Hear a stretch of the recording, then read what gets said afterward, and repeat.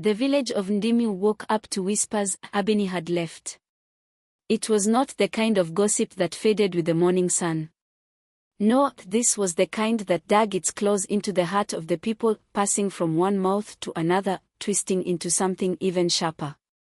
"Did you hear?" an old woman murmured. "She left in the dead of night. Left her husband, left her child, for that merchant. Abeni." The name was once spoken with admiration. Now, it was coated with disappointment. Juma stood at the door of his hut, staring at the empty space where his wife once slept. Their son, Keto, still curled up on the mat, unaware that his mother was gone. Juma's heart was heavy, his hands clenched into fists. He had never thought this day would come. But it had. Abeni had left them. And she was not coming back. The sun had barely risen, and already the air was thick with murmurs. Women carrying baskets of maize paused in the village square, shaking their heads in disbelief. Men gathering near the well muttered to each other, their faces marked with quiet judgment. "I always knew she wanted more," one man grumbled, shifting the weight of his sack. That woman had eyes that reached beyond the fields, beyond the village. It was only a matter of time. But to leave her own child, another whispered, his tone filled with disgust. Juma ignored them. He did not need their pity. He did not need their judgment. What he needed, what he wanted, was to understand. Why? Why had Abeni left? He turned back into the hut, his feet heavy on the dirt floor. Keto stared, his small body stretching beneath the thin blanket. The boy rubbed his eyes, blinking sleep away. "Baba." His voice was thick with sleep. "Where is Mama?" Juma froze. How could he tell his son the truth? That his mother had chosen wealth over love? That she had turned her back on them?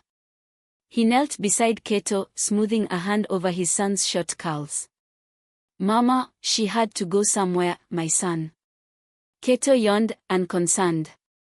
"She will come back?" Juma forced a smile. "Sleep a little longer, Keto." The boy rolled onto his side, murmuring something under his breath before drifting back into slumber. Juma stood and left the hut, his chest tight. Abeni had always been different. The first time Juma saw her, she was standing at the river's edge, her reflection shimmering in the water. She was beautiful, tall and slender, with skin the color of rich earth and eyes that held a hunger he could not name. Her hair was thick, long braids cascading down her back like a dark waterfall. She was not like the other village women, content with simple joys. No, Abeni wanted more. She wanted silk instead of cotton, gold instead of beads, a house made of stone instead of mud and thatch. Juma, the humble farmer, had given her what he could love, Bahum, a child. But he knew deep in his bones that it was never enough. And then Bwana Malik arrived. A rich merchant from the city, Malik was a man of power and wealth. He came to Ndimu with wagons of fabric and jewelry, with guards dressed in gleaming armor. He stayed in the chief's compound, drinking palm wine and boasting of his riches. Abeni had watched him with fascination. Juma had seen it in her eyes, the longing, the curiosity. At first he ignored it. He told himself she would never betray him. She was his wife, the mother of his son. But in the weeks that followed, she became distant. She no longer laughed when Keto played in the dirt. She no longer hummed while cooking. She no longer reached for Juma at night. And then, last night, she had packed what little she owned and disappeared into the darkness. Juma sat beneath the great baobab tree, his hands clasped between his knees. The weight of shame pressed against his back. A soft rustling made him look up. It was his sister, Sefu, her face etched with quiet sadness. "She is gone," Sefu said. It was not a question. Juma exhaled, rubbing his face. "Yes." Sefiu sat beside him, plucking at the hem of her skirt. And you? What will you do now? What could he do? Abeni had made her choice. He could not chase after her, could not drag her back. I will raise cattle, he said simply. I will work my land. Sefiu studied him for a long moment. You are a good man, Juma. Do not let this break you. He nodded, but deep inside, something cracked. Days passed. Then weeks. Abeni did not return. The village continued as it always had, the rhythm of life unchanged. But for Juma, everything was different. Keto asked for his mother less and less. The boy was young, he would forget in time. But Juma would not. He worked harder than ever, throwing himself into his farm, into raising his son. He had no time for sorrow. And yet, at night, when the world was quiet, he would lie awake and wonder. Was she happy? Did she ever think of them? Was gold worth the price of love? He would never know. But one thing was certain. Abeni was gone. And Juma would never be the same. Abeni leaned back in the cushioned seat of the wooden carriage, her fingers trailing along the silk fabric of her new dress. The horses trotted steadily, their hooves kicking up dust as they left the village of Ndimu far behind. She did not look back. There was nothing to return to. For years, she had dreamed of escaping the life of a farmer's wife. She had longed for riches, for luxury, for the taste of something greater than maize porridge and village gossip. Now, she had it. Beside her sat Bwana Malik, the man who had changed everything. He was wealthy, powerful, and accustomed to getting what he wanted. His robes were woven from the finest fabrics, and his fingers were adorned with thick gold rings. Around his neck, a heavy ivory pendant swung with each movement of the carriage.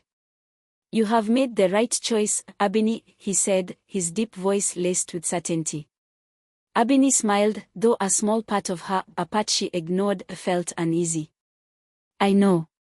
She adjusted the delicate bangles on her wrist, admiring how they gleamed in the sunlight.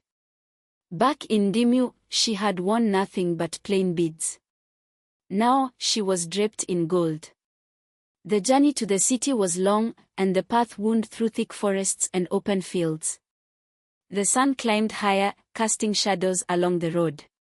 Abeni let her thoughts drift to the life she had left behind. Juma. Keto. The small hut where she had spent years cooking, cleaning, tending to their land. She would not think of them. She would not allow herself to feel guilt. Instead, she turned her gaze to Malik. Tell me more about the city, she said. Malik smirked, as if he had been waiting for her to ask. It is nothing like Ndimu, he said. The streets are lined with traders selling the finest goods, silk from the east, spices from distant lands. The people are dressed in colors so vibrant they make the earth itself look dull. And the feasts, he chuckled. You will eat food you have never even dreamed of. Abeni's heart quickened. This was what she wanted. This was what she deserved. By the time they reached the city, the sun was beginning to set, casting an amber glow over the horizon. The gates loomed tall, guarded by men with sharp spears and watchful eyes. As they passed through, the world around Abeni transformed. The city was alive.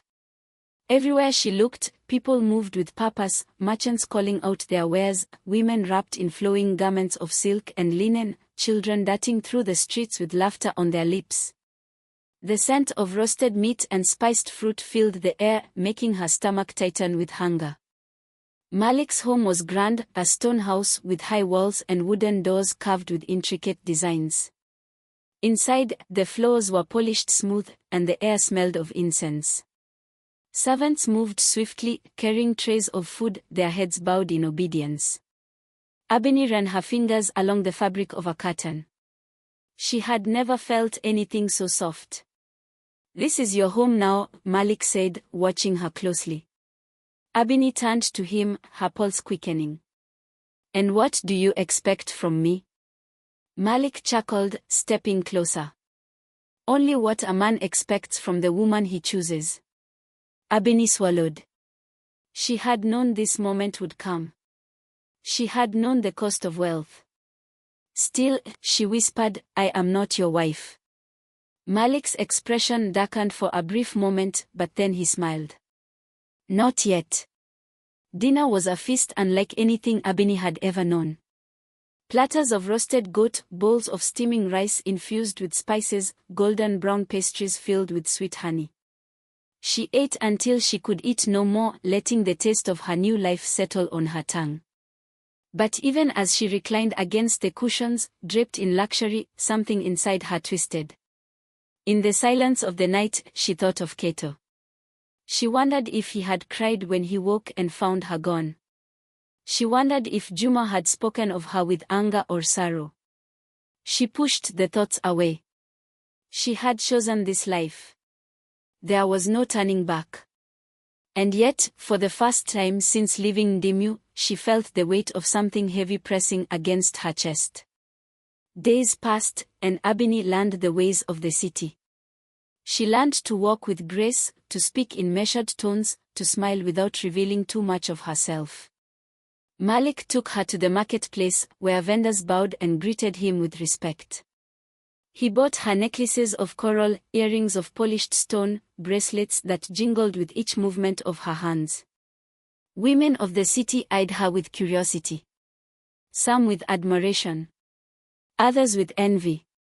But there was one woman, an older lady with sharp eyes and a wrinkled face, who whispered to her as she passed, "A bird that flies from its nest may find the sky wide, but where will it rest?" Abini shuddered, her fingers tightening around the fabric of her new dress. She told herself it meant nothing. One evening, Malik threw a grand feast in her honor. The house was filled with laughter, with music, with the scent of roasted meats and spiced wine. Abini sat beside Malik, draped in silk, gold glinting at her throat. She had everything she had ever wanted. Yet as the night deepened, and she watched Malik speak with other men, watched the way he laughed, so easily, so carelessly, something inside her twisted. She saw how he spoke to other women, how his eyes roamed, even as his hand rested possessively on hers. And suddenly, she thought of Juma. Juma, who had never owned gold, but who had looked at her like she was more precious than any treasure. Juma, who had worked tirelessly to build a home for her, who had held Keto on his shoulders as the boy laughed in delight. Juma, who had loved her. She felt a deep ache settle in her chest, an ache that no amount of gold could soothe. The city was everything she had dreamed of. But why, then, did it feel so empty? Abini swallowed hard and forced a smile, but as the night stretched on, she could not ignore the truth growing inside her. She had chosen this life. But had it truly chosen her? The days in the city stretched into weeks, then Abini found herself trapped in the very luxury she had once craved. Gold adorned her wrists, silk draped her body, and every meal was a feast fit for royalty. And yet, beneath the polished floors and scented oils, there was a hollow space within her that nothing could fill. Malik had given her everything, but she was beginning to see that his gifts were not without price. She had not noticed it at first, lost in the dazzle of wealth. But now, as she sat in his grand home, watching the servants move silently like shadows, she saw the truth. The city's beauty was only on the surface, a thin layer of gold covering something far darker beneath. And Malik, he was not the man she had imagined him to be. At first, he had been kind. Patient. He spoke to her sweetly, promised her the world. But soon, his true nature began to show. One evening, as they dined on roasted lamb and honeyed figs, Malik reached for her hand. "You are mine now, Abini," he murmured, his fingers tightening around hers. "I have given you a new life, and in return, you will be what I need you to be." Abini swallowed, forcing a smile. "Of course," she said softly. But inside, she felt a growing unease. Malik's moods shifted like the wind. Some days, he lavished her with gifts, showering her in affection.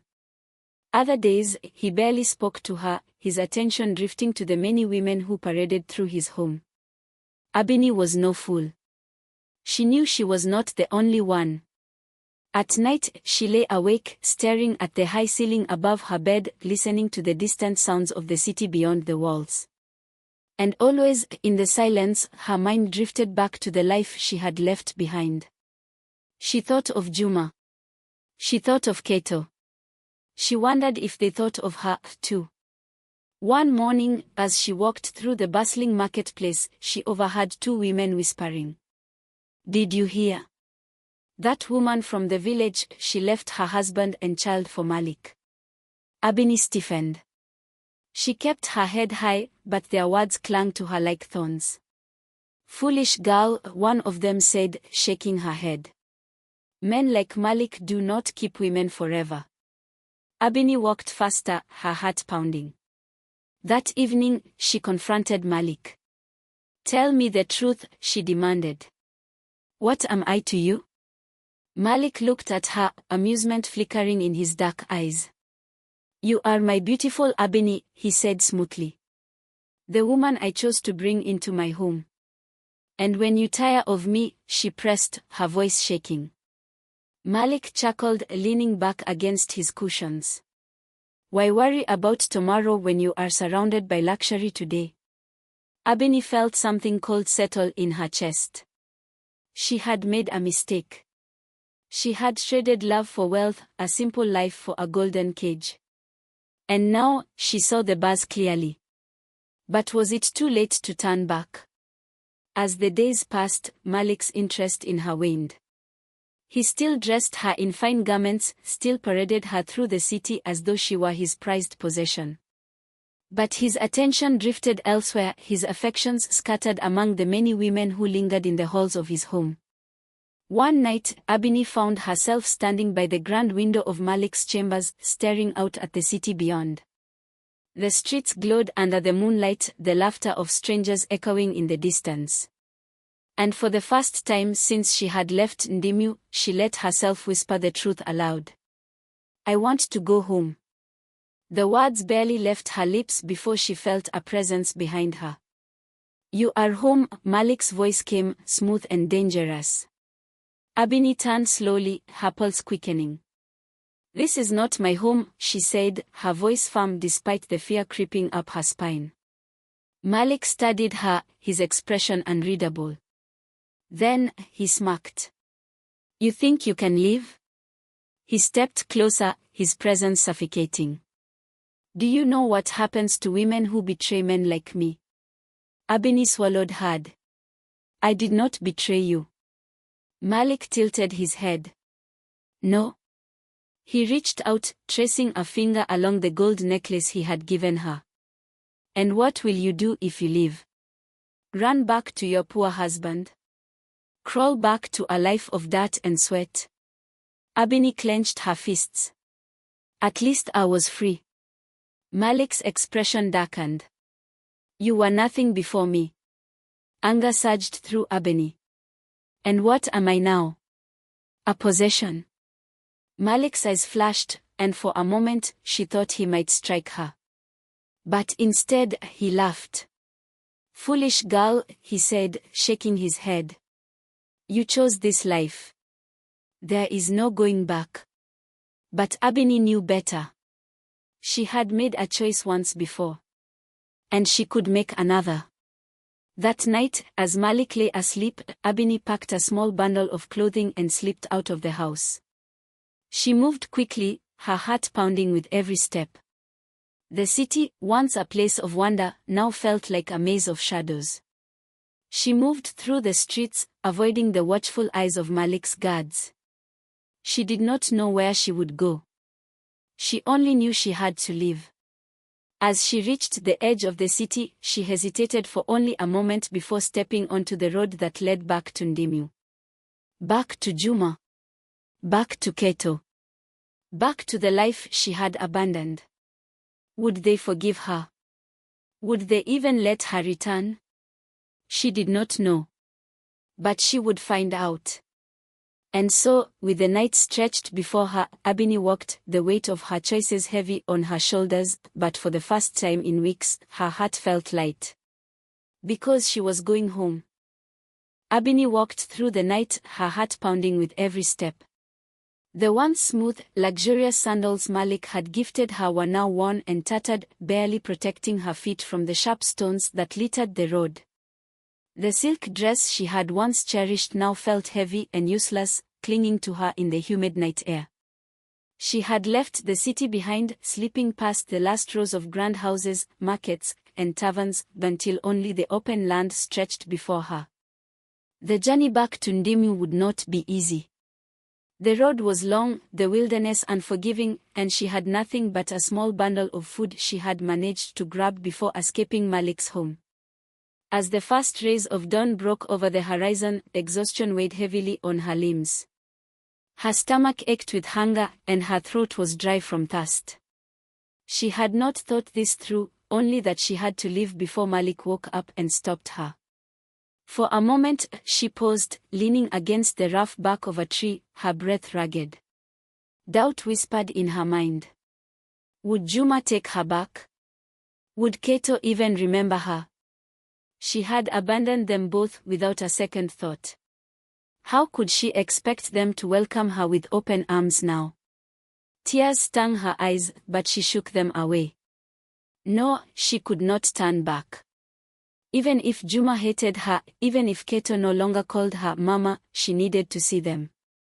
She needed to face what she had done. The sun rose higher, and with it, the heat became unbearable. Her once smooth skin was now sleek with sweat, and her feet ached with every step. But still, she pressed on. By midday, she found herself near a small river. Relief flooded through her as she knelt beside the water, cupping her hands and drinking deeply. The cool liquid soothed her parched throat, giving her a moment of peace. But as she gazed at her reflection in the water, she barely recognized herself. The proud, beautiful woman who had left Ndimu in fine clothes and gold now looked like a beggar. Her hair was tangled, her dress stained with dirt and sweat. The jewelry Malik had given her was the only thing left untouched by hardship. She yanked the golden bangles from her wrists and threw them into the river. One by one, they disappeared beneath the water, swallowed by the current. She no longer wanted them. They were chains, not gifts. A rustling sound in the bushes made her freeze. She turned sharply, her heart racing. A group of travelers emerged from the trees, their clothes simple, their belongings strapped to their backs. They looked at her curiously. Are you lost? One of the men asked. Abini hesitated, then shook her head. No, she said, her voice hoarse. I am going home. The man studied her for a moment, then nodded. Where is your home? Ndimu, she answered. The travelers exchanged glances. That is still a long way from here, one of the women said. You will not make it alone. Abini's throat tightened. I have to. The woman sighed, then offered her a small piece of bread. Eat. You need strength. Abini hesitated before accepting it. The kindness of strangers made her chest ache. She had spent months in a house full of wealth, surrounded by people, yet she had never felt as cared for as she did now. The travelers allowed her to walk with them. They did not ask too many questions, and for that she was grateful. They shared their food, their water, and their laughter. And for the first time in a long time, Abini felt something close to peace. Days passed. The journey was slow, but the closer she got to Ndimu, the heavier her heart became. What would she say when she saw Juma? How would Kato react to her return? She pictured her son's face, the way he used to smile at her, the way he used to hold her hand. Would he still want her as his mother? One evening, as the travelers sat around a fire, Abini listened to their stories. They spoke of hardships, of love lost and found, of regrets and redemption. One of the older women, Mama Ngozi, turned to Abini. You have the look of someone carrying a great burden, she said gently. Abeni swallowed hard. I left my family for a life I thought would bring me happiness, she admitted. But I was wrong. Mama Ngozi nodded. Regret is a heavy thing to carry. But the only way to ease its weight is to face it. Abeni looked down, her fingers tightening around the cloth of her dress. Would Juma even let her explain? Would he let her come home? She did not know. But she had to try. The day she reached Ndimu, her legs nearly gave out beneath her. The village looked just as she had left it, the same dirt paths, the same thatched huts, the same people moving about their daily lives. But to Abeni, it felt different. She was the one who had changed. She pulled her shawl over her head, trying to hide her face as she walked through the village. But whispers followed her, growing louder with every step. She's back. Look at her, she doesn't even look like the same woman who left. Juma will never take her back. Abeni's hands shook. She wanted to turn and run, but her feet carried her forward until she stood in front of the small hut she had once called home. Her breath caught in her throat. Juma stood outside, chopping wood. His once bright eyes were now clouded with something she couldn't quite name, pain, perhaps, or something deeper. And beside him, playing in the dirt, was Keto. Her son. He was taller now. His cheeks were round with health, his laughter ringing through the air. But when he turned and saw her, the laughter stopped. For a long moment, no one moved. Then, slowly, Juma straightened. His eyes met hers, unreadable. Abeni's mouth went dry. She had imagined this moment 1,000 times. Had rehearsed what she would say. But now, standing in front of them, she could not find the words. Keto, she whispered. But her son only stared at her, confusion and something else, a hurt, flickering across his face. Then he turned away and ran into the hut. Abeni's heart shattered. She looked at Juma, desperation rising in her chest. What are you doing here, Abeni? His voice was quiet, but there was no warmth in it. Tears welled in her eyes. I came home. Juma let out a bitter laugh. Home? He shook his head. This stopped being your home the day you chose to leave. Abeni felt as though she had been struck. Please, she whispered. Let me explain. Juma's gaze was cold. There is nothing to explain. I was wrong, she said desperately. I made a mistake. I thought I wanted a better life, but I was blind. I left behind everything that mattered. Juma's jaw tightened. And now that the rich man no longer wants you, you think you can return? Abeni flinched. She had expected anger. But hearing it from his lips hurt more than she imagined. I am not asking for forgiveness, she whispered. I only want to see my son. Juma stared at her for a long time, his expression unreadable. Then, finally, he sighed. Keto is not the same boy you left behind, he said.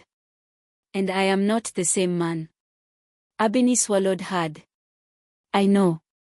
Juma stepped back. You may stay. But do not expect things to be as they were. Tears slipped down Abeni's cheeks, but she nodded. It was not forgiveness. But it was a start.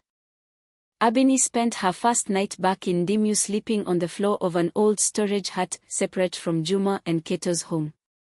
It was more than she had expected.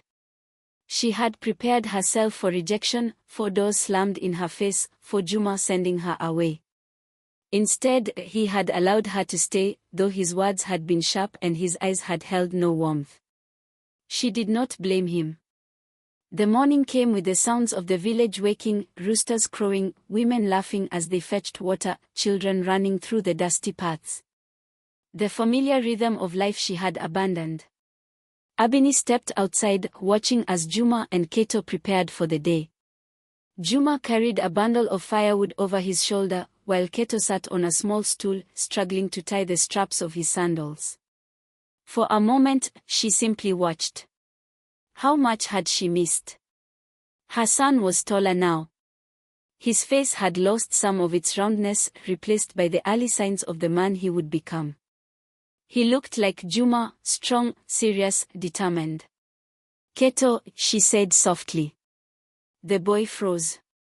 He did not look at her. Let's go, Juma said, his voice firm.